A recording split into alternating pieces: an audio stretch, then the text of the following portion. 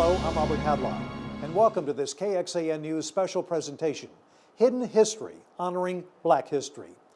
Every February, we look back and honor Black history in America.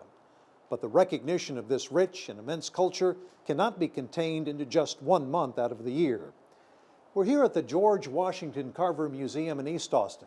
It's one of the many landmarks that honor African Americans in the city of Austin.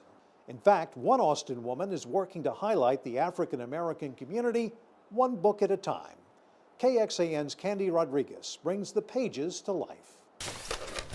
A connection. Because I knew that there were other African Americans here, I just didn't know where they were. It's what we as humans search for. And so that's one of the things that I've made a mission to do, is to create a community. Doing what the retired Army Lieutenant Colonel does best, telling stories. Telling the Army story, that was my job, telling the Army story. And so when I got out and the story of African Americans in Austin was just not being told, I wanted people to see what I saw. She came up with an idea, a book, highlighting the achievements in Black Austin. Because I lived on the west side for over 10 years, and now I've got to go to the east side to find out, this is where it started. This is where the African American community in Austin started. The Austin transplant first had to touch base, communicate, and connect. People didn't want to be in the book. And they didn't want to be in the book because most people are doing their job, and they're doing great things in their jobs, but they don't really get the accolades. But I told them, it's not about you. It's about the little boy and the little girl who looks like you, who says, you know what, I wonder if I can do this. And they look at you and they say, yes, I can. Dozens and dozens of people fill the pages of this book. Although I was able to get 200 people in the book, there was so many more that were not. So Anita began the process again, calling, interviewing, writing, connecting. The result, a second book.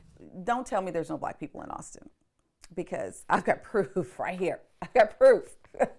2 books highlighting nearly 500 African Americans, CEOs, city leaders, journalists, community activists, lawyers, doctors. Like, did you know that there's over 90 Black doctors in Central Texas? Hi, I'm Aisha White, board certified plastic surgeon and owner of Quintessence Plastic Surgery. The New Orleans race surgeon credits a lot of her success to her parents and a supportive community. Hi, I'm Dr. White. Nice to meet you. Throughout the years, she's been able to break barriers and crush biases. When I see patients at the hospital or when patients come in the office, I think that for some of them, I'm definitely not what they're expecting to see. We are here, and this book helps to make us visible. Seen at a time when data shows African Americans make up less than 10% of Austin's population. Hi, my name is Ryan Coxum. I'm a vice president at Guarantee Bank and Trust. Ryan knows Austin. When I grew up here, I was always like, what are you talking about? There's Black people all around. I got my family, go to a Black church, and so you see Black people all the time. But even Ryan says there's work left to be done. I knew that it was more of a problem in the last couple of years when, people would start moving here and they'd be like, I don't see Black people. Or they'd say stuff like, I haven't seen another Black person in a couple of days. Wow. But for Ryan, Anita's books serve as a sign of hope and a reminder. Scroll through it, that we are blossoming, we are beautiful people, and we are just going to keep pushing on until, Austin becomes stronger, stronger, and stronger. We are just like everybody else. And I think that's the biggest lesson of it all. A lesson she hopes will instill compassion, understanding, and create a connection. Candy Rodriguez, KXAN News. We're just getting started with our Hidden History special. Up next, we'll look back on the life of a woman who blazed an important trail in television news. The incredible story of June Bacon Bursey is next. But first, let's send it to KXAN's Jonathan Thomas with our Hidden History Trivia Clue.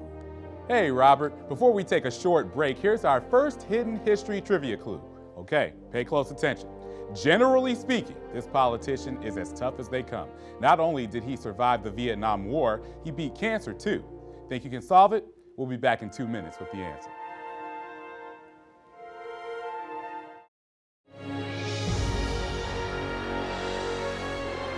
Welcome back. Let's look once again at our first Hidden History Trivia Clue. Generally speaking, this politician is as tough as they come. Not only did he survive the Vietnam War, he beat cancer too. And the answer is retired Army General and former Secretary of State Colin Powell. More trivia coming up later, but first, let's send it back over to Robert. Thanks, Jonathan. We're here at the state capitol at the Texas African American History Memorial. This beautiful sculpture was created in 2016 by Ed Dwight. It features prominent figures in Black history, including Texas' own Barbara Jordan, who was a legislator here at the Capitol. Let's send it back to NBC's Al Roker in New York City with the subject of our next Hidden History feature. Last summer, we lost a pioneer in the television weather business. Her name was June Bacon Bursey, and she was the first African-American woman to become an on-air meteorologist. She passed away back in July at the age of 90, but she left behind a legacy of overcoming barriers that can inspire us all. Chief Meteorologist Lisa Teachman of KSN in Wichita, Kansas, shares her incredible story. I'm June Bacon Bursey, meteorologist from the National Weather Service. She had a dream that became a legacy. She always loved the atmosphere. We grew up with weather balloons. June Bacon Bursey would leave her home in Wichita to earn her master's degree at UCLA. My mom was very focused on making sure we knew our roots. Her daughter says her heritage was just as important as the future she was paving for meteorologists and women of color. From her perspective, she had the skills and the clear path from an intellectual curiosity to pursue a path that had not been paved before. Already cold air is still barreling down in the midsection of our country. She'd become the first woman and African American to be awarded the American Meteorological Society Seal of Approval for excellence in television weathercasting. The weekend weather with June Bacon Bursey bears the seal of approval of the American Meteorological Society. Her career included working at NOAA, the U.S. Atomic Energy Commission, and the National Weather Service, all at a time when men greatly outweighed women in scientific fields. She was obviously the only woman in most of her classes. She faced, I think, more issues with her gender than her race. When she was called a weather girl, she would smile and say how proud she was to be a meteorologist. Advancing the science of meteorology was a big goal of June's, particularly with women. That's what drew her to a network game show, winning $64,000. That was her vision of being able to start a scholarship for women in meteorology. Leaving a legacy that paved the way for so many to follow. In Wichita, Chief Meteorologist Lisa Teachman for Hidden History. Now get this, June Bacon Bursey catching her first big break in TV meteorology in 1971 when the weather forecaster at her station was arrested for robbing a bank. Talk about cold cash. That was the start of what became a 3 decades-long career in meteorology. In New York, I'm Al Roker. Robert, back to you in Austin. Thanks, Al. Coming up, we're headed out to LBJ High School here in Austin, where one coach has turned that school into a basketball powerhouse. How he did it after the break. But first, more Hidden History trivia with Jonathan Thomas. Jonathan Thomas once again in the KXAN News studio. Time now for our second Hidden History trivia clue. She reigned supreme as one of the greatest artists of her generation, and she sang at the inauguration of 3 U.S. presidents. You got 2 minutes to figure it out. We'll see you after the break.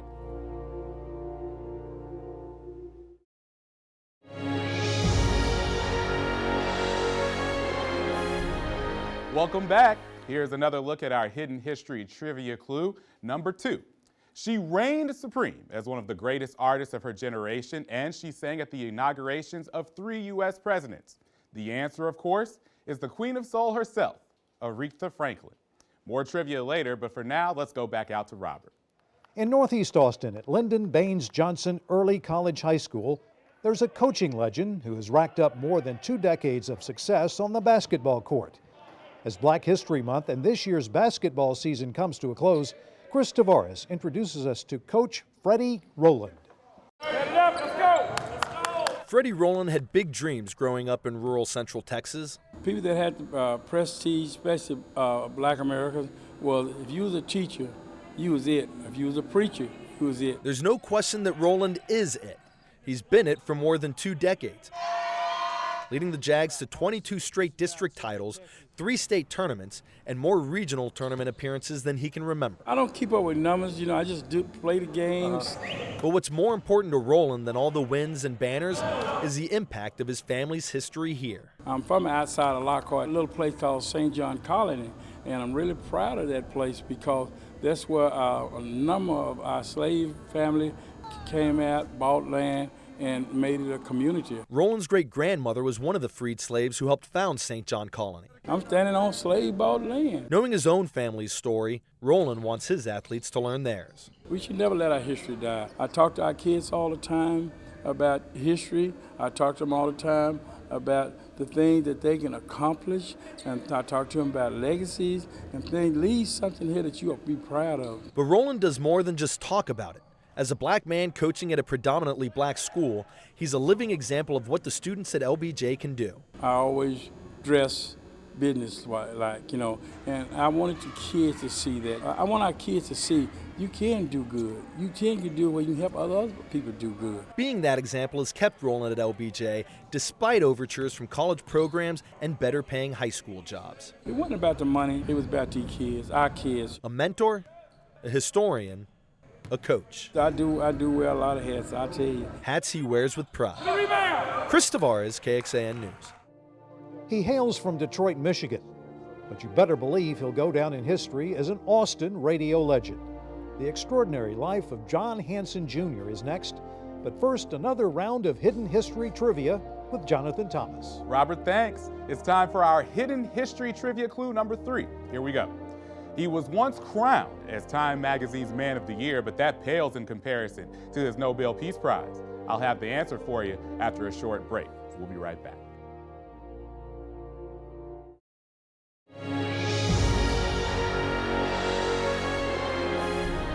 Jonathan Thomas back here in the KXAN News studio with another look at our third Hidden History Trivia clue. He was once crowned as Time Magazine's Man of the Year, but that pales in comparison to his Nobel Peace Prize. We're talking about the American Civil Rights Movement leader Martin Luther King Jr.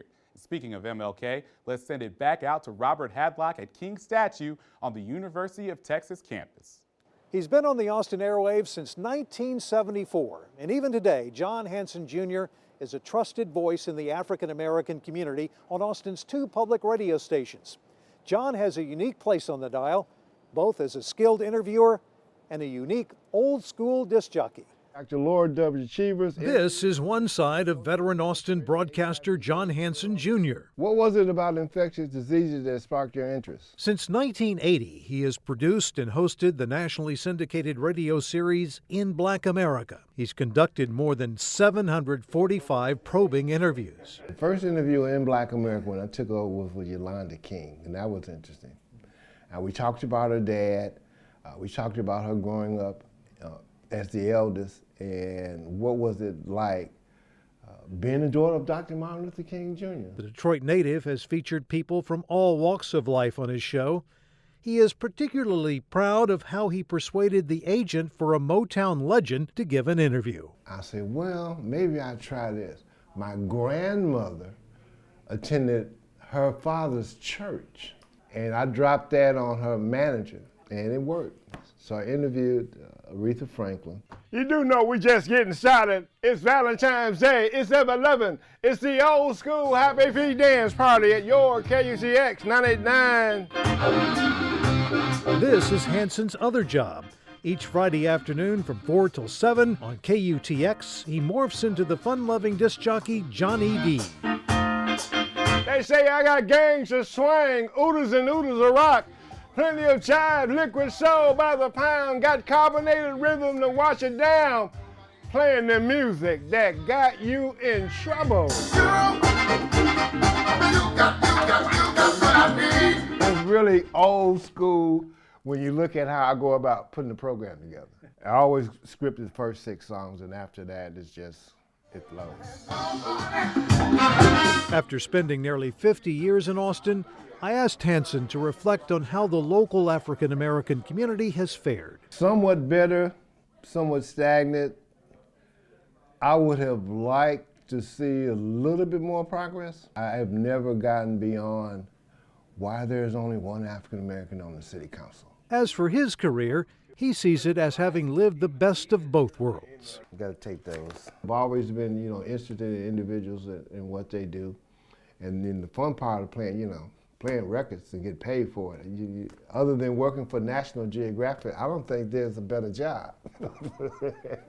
An American sports legend who is just getting started on his next chapter in life is taken from the world far too soon. A look back on the life and times of Kobe Bryant is coming up, but not before a final hidden history trivia clue with Jonathan Thomas. Time for our final hidden history trivia clue, so put your thinking caps on. She's been called the greatest of all time by her peers, and she's hoping to strike gold again in this year's Tokyo Olympics. Better think fast, because we'll be back in 2 minutes with the answer. Stay with us.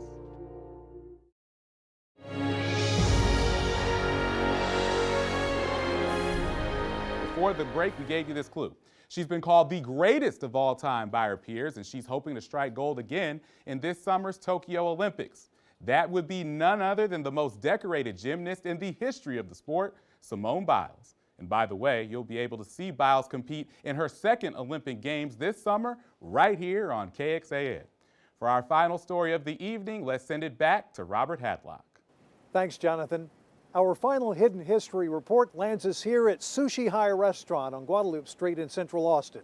Here, this mural has sprung up honoring the late Kobe Bryant and his beautiful daughter Gianna. They were among 9 people killed in a helicopter crash in January. And while Bryant's Texas ties were minimal at best, he's still being honored here in Austin. Just one example of how far-reaching the late basketball superstar's legacy is. KXAN News producer Gary Williams says one final goodbye to Kobe Bryant. Where were you when you heard the news? The LA Times is reporting that retired Los Angeles Lakers basketball star Kobe Bryant has been killed in a helicopter crash. It happened this morning. The chopper reportedly went down just before 10 a.m. Kobe Bryant, his 13-year-old daughter Gianna, and 7 others died in a helicopter crash in late January. As one of the greatest black icons of his generation, Kobe was laid to rest in February, fittingly during Black History Month. Today, we look back on his life in 24 images. Seems fitting too. The thing is, when you step into the national spotlight as a teenager, the audience has front row seats to everything. Time after time, we saw the highest of highs, and we saw the lowest of lows. We saw your failures, and we saw when you had to face them. We saw your rivals, the challengers who fueled your competitive spirit. We know you saw them too. We saw you become a threat to surpass the greatest of all time. And we saw that same man shed tears at your funeral. Of course, we saw the championships, even the Olympic gold medals. And when you were victorious, we saw the White House recognize you. And when you died, the White House took notice again, social media and all. We saw you walk away from the game of basketball after 20 years in the NBA. After that, we saw you almost seamlessly enter the next phase of your life. We saw you trade in basketball trophies for something new. And we saw your family grow and watched you grow too. When you passed away, we witnessed the hurt. In Los Angeles, where you spent your career, all the way to the Philippines, where you're still beloved. Even in Austin, Texas, of all places. And when we saw that your daughter was on that helicopter with you, we felt it. We really felt it. To Kobe, Gianna, and the 7 others we lost that day, farewell for now. And Kobe, we'll see you later. Thank you for joining us for this special KXAN News presentation, Hidden History, Honoring Black History. If you missed any part of this program or would like to see it again, you can always watch it at our website, kxan.com. For now, I'm Robert Hadlock. Thank you for joining us, and we'll see you next time.